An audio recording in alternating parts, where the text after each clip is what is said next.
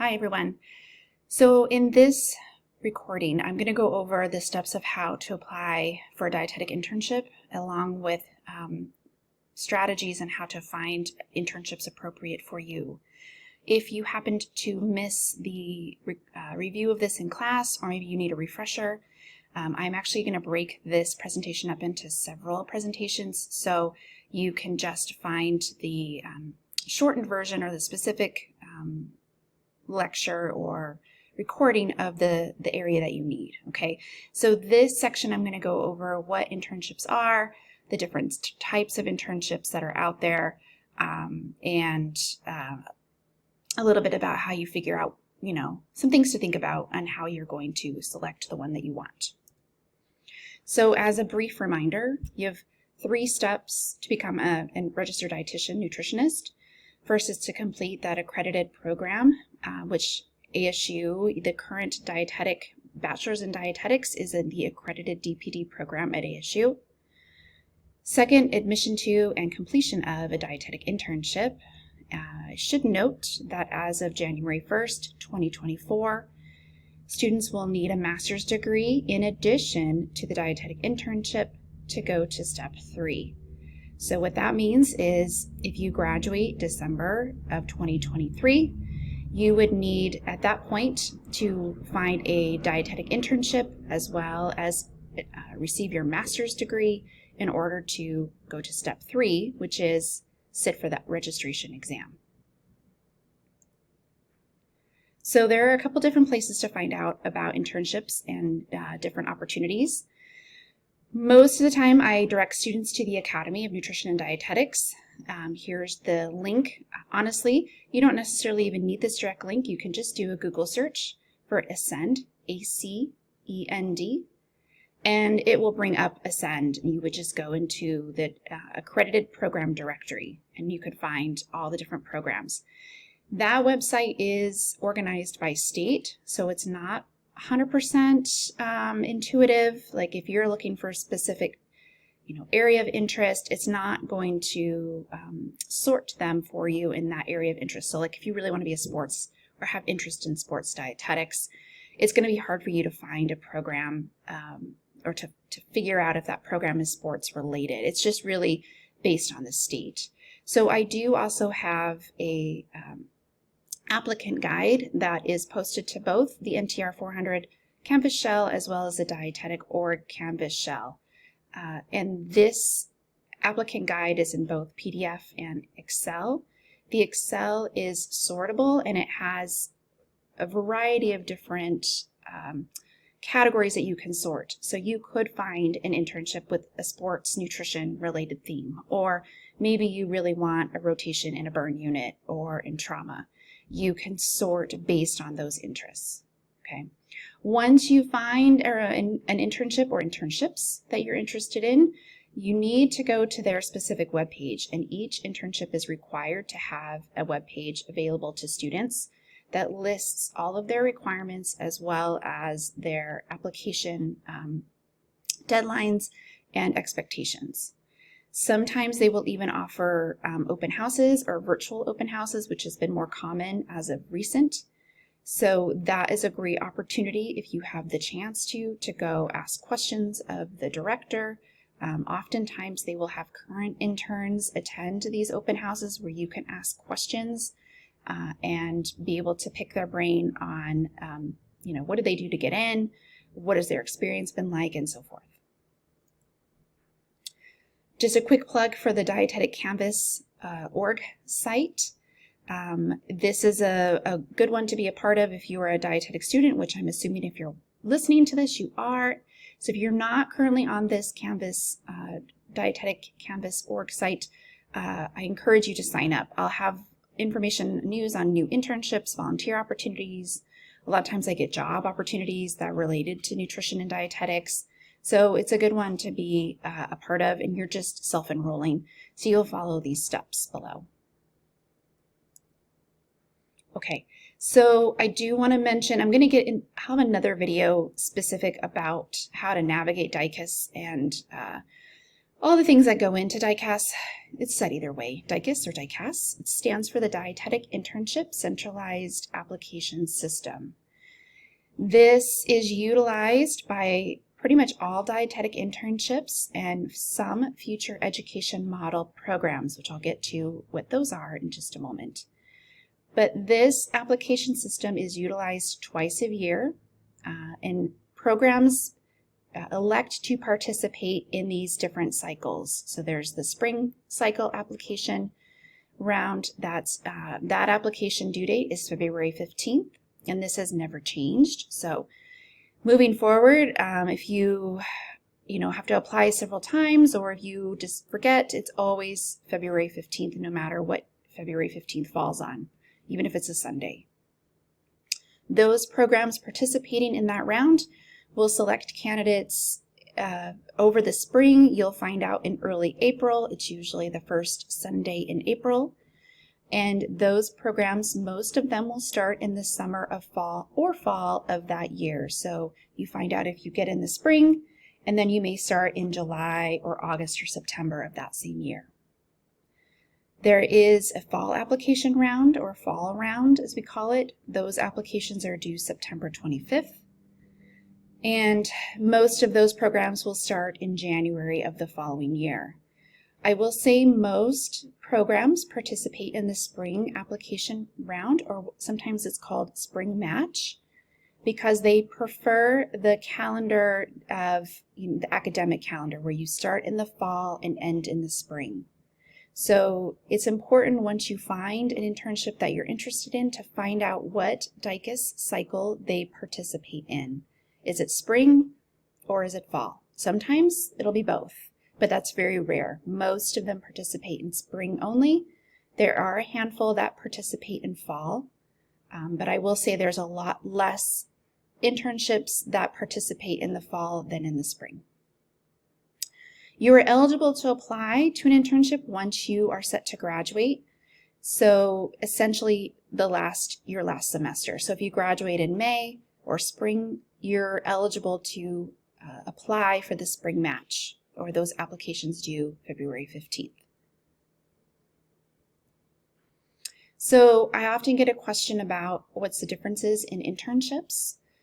Really, it just comes down to a few things like location and potentially types of rotations. But all internships are accredited, and they must follow accreditation standards by Ascend, and they all have to provide at least 1,000 hours of supervised practice in these 3 areas. So clinical, food service, community, and public health.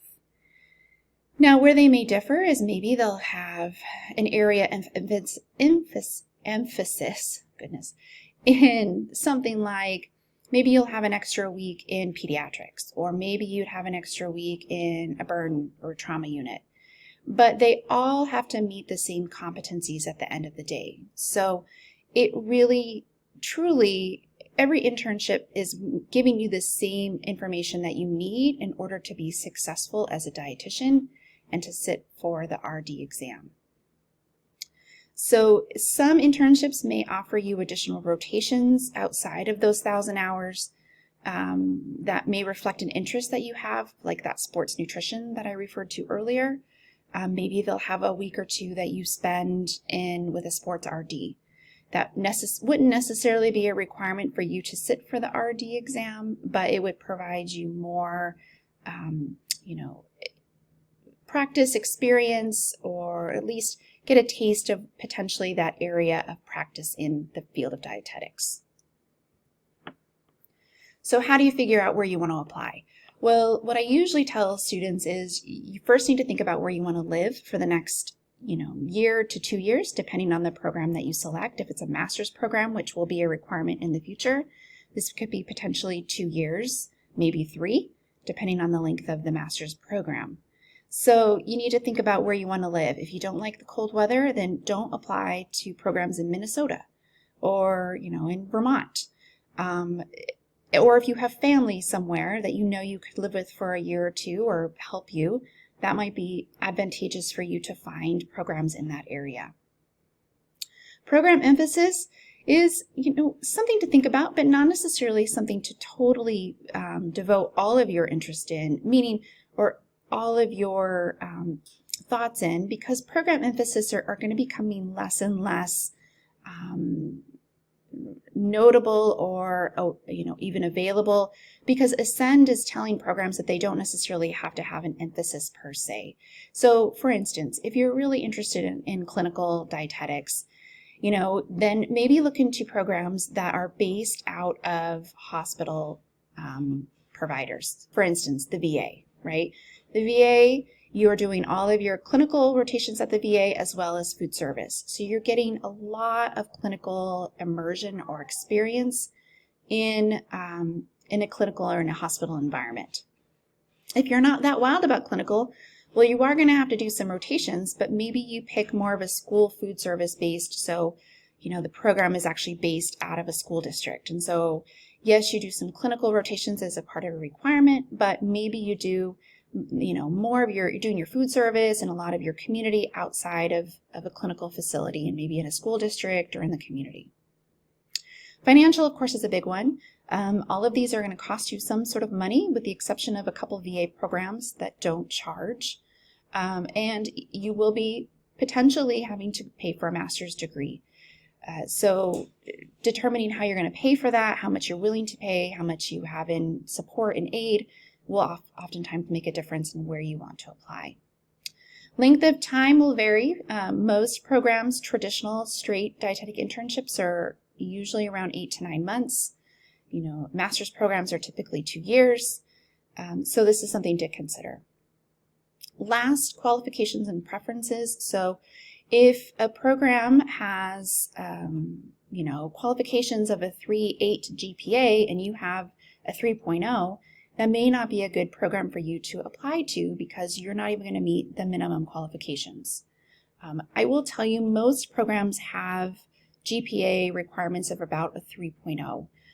Oftentimes they're looking more at your DPD GPA, so what did you get in your core dietetics courses, rather than your cumulative GPA. Many of you probably came in as transfer students, maybe had different degrees when you started your academic journey. So sometimes we just don't do as well when we're not in the area that we really want to be in. So our cumulative GPA may not be fantastic, but your DPD GPA, your actual dietetic courses, you've done quite well. So, those are things to think about, and to look at the program's requirements and really how you think you would stack up or qualify for that program. There are a couple things, options for you called distance options, and these are becoming more and more popular and more, I have more and more students doing this. So this essentially is you are in charge of arranging your preceptors. So you have to find all of your clinical sites, your community sites, and food service sites. So you have a program director who essentially makes sure that you're meeting all of the requirements, but you're in charge of finding all of your preceptors. So you basically can have your internship anywhere you want. This is pretty attractive for places that don't have a lot of internship options. So, if you are wanting to maybe live in Montana and there's only maybe one internship in the area, and you maybe don't necessarily qualify for that, you could do a distance program, say with some of the more popular programs are Iowa State, University of Northern Colorado, Utah State. You could apply to their distance programs and then complete your internship in the state of Montana. Agreeing, of course, or making sure that you're actually be able to get all of the preceptors in line in the area that you live in. Obviously, this is quite a bit of work. You're having to figure out all of these preceptors before you even apply to the program, which takes a lot of time, takes a lot of organization. So you must be really self-directed, and you need to follow the program's website very carefully to make sure you follow all of their directions and complete all the forms that they require. Typically, they have or would like you to have the preceptors sign off on an agreement form that you will, or they will precept you for certain rotations, a certain amount of time. Distance programs usually take more students per round than an average dietetic internship. This is because they don't have to essentially manage all of the sites. So they can take a lot more students because you've done all the work. A lot of distance programs can take up to 60 to 80 students per round. Most students that have applied to distance options have gotten in the first round as long as they have all of their preceptors in line and follow all the directions. Very quickly, ISPs, these are individualized supervised practice pathways. This is another type of internship. These are only available for 2 different reasons. You've applied to an internship, but you didn't match. So these would be second round matching, and I'll get to that in probably another video. Or 2, you have a doctoral degree without a DPD verification statement. So most of you would qualify for 1 if you apply for an internship but did not match. And so I will get into second round in a little bit, but know that these are other opportunities for you. Last but not least, this is a fairly new option for you. These are called Future Education Model Graduate Programs, or FEMGs. These are new programs offered by the Academy, and these were developed to address the master's degree requirement in the future, and they have an internship along with it. Here's the catch. These are different in the regards that some, not all, but some of these programs do not require students to have a DPD verification statement. So this is different than a traditional internship in the fact that traditional dietetic internships, you must have a DPD verification statement to apply or to get in. Okay, so even if you're applying in your last semester, say you're a bachelor's dietetic student, you're applying for a traditional DI, we complete what's called a letter of intent, which essentially is something I fill out on behalf and say, yes, you're close to graduation. This is what your, last couple of classes that you need, and then you qualify to apply for a traditional dietetic internship. In these programs, students can come in with any kind of degree, maybe a bachelor's in biology, or maybe psychology, or maybe just human nutrition. They didn't do all the DPD courses. And they may require these students to have a series of prereq courses like biochemistry, organic chemistry, anatomy, physiology, maybe an entry-level nutrition course. And then they take, if they are to get into the program, they are taking those higher level DPD courses at a master's level. So like when you all took NTR 446, so nutrition assessment, you would take that class, but at a master's degree level. So you're earning your master's degree and you're also getting some of those DPD coursework completed. So DPD graduates come in with a little bit of an edge because they've already completed a lot of these classes, and so they are often a little bit more competitive than those students who come in without a DPD verification statement. I will remind you, or at least note again, that these programs do not typically participate in the DICAS system or the centralized application system, and they often have different dates when their applications are due. So you'll want to make sure if you find one of these programs that you watch the due date and you submit your application in a timely manner and on time. You can find FEMG programs by searching that program directory that I talked about at the beginning of this overview, and that they're also in the applicant guide. There's not as many of these as traditional internships because they're fairly new, but there are more and more being added every single year. So, if you don't find one now, that's not to say that there won't be one available that you're interested in 6 months to a year from now.